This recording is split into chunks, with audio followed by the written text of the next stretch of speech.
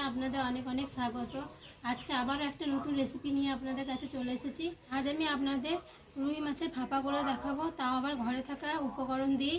একেবারে খেতে খুবই দুর্দান্ত হয়। আপনারা খুব অল্প সময়ের মধ্যেই বাড়িতে বানিয়ে নিতে পারবেন। প্রথম থেকে শেষ পর্যন্ত ভিডিওটা দেখবেন, আশা করি আপনাদের সকলেরই খুব ভালো লাগবে।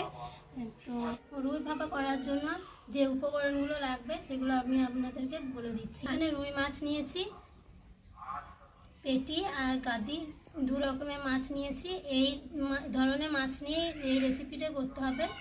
এখানে কয়েকটা চেরা কাঁচা লঙ্কা আছে, জিরে, শুকনো লঙ্কা আর আদা বাটা আছে, লেবুর রস আছে, হলুদ, নুন আর সরষের তেল। এই কটা উপকরণেই তৈরি হয়ে যাবে। সবার প্রথমে আমি একটা টিফিন কৌটো নিয়েছি।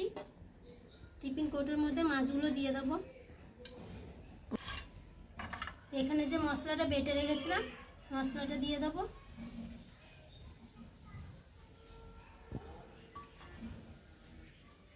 পরিমাণ মতো লবণ দিয়ে দেবো, হলুদ দিয়ে দেবো,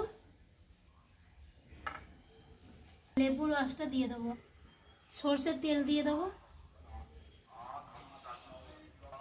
ভালো করে মাখিয়ে নেবো।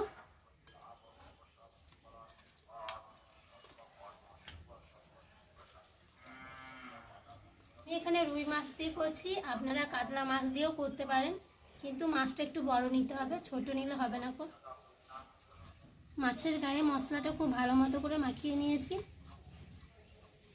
এবারে এখানে কয়েকটা কাঁচা চেরা লঙ্কা আছে, এগুলো দিয়ে দেবো আর দিয়ে দেবো জল।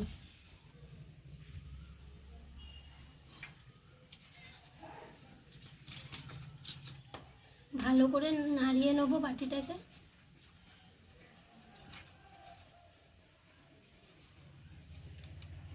দশ মিনিটের মতো রেস্ট রেখে দেবো। এবার আমি উনুনটা ধরিয়ে আমি কড়াইটা বসিয়ে দেবো।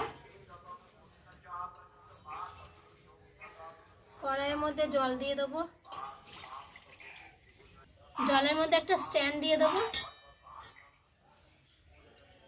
জলটা একটু গরম হয়ে যাক।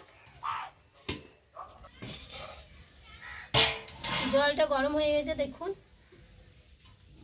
এবার আমি টিফিন কৌটোটা এই জলের মধ্যে বসিয়ে দেবো। আধ ঘন্টার মতন আমি ভাপিয়ে নেব।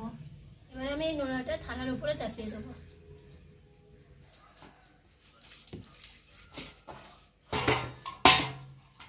জলটা প্রায় শুকিয়ে গেছে।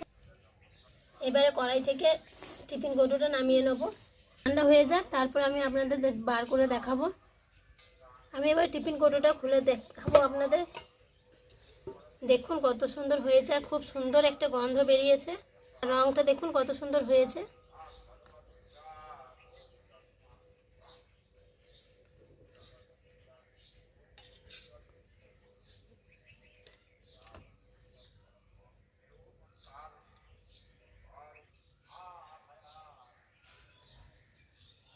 আপনাদের যেমনভাবে রুই মাছের ভাপা করে দেখালাম, আপনারা বাড়িতে এইভাবে রুই মাছের ভাপাটা করবেন আর খেয়ে দেখবেন কেমন হয়েছে। তারপর আমাকে কমেন্ট করে জানাবেন। আজকের রেসিপিটা আপনাদের যদি ভালো লেগে থাকে তাহলে লাইক, কমেন্ট এবং শেয়ার করে দেবেন।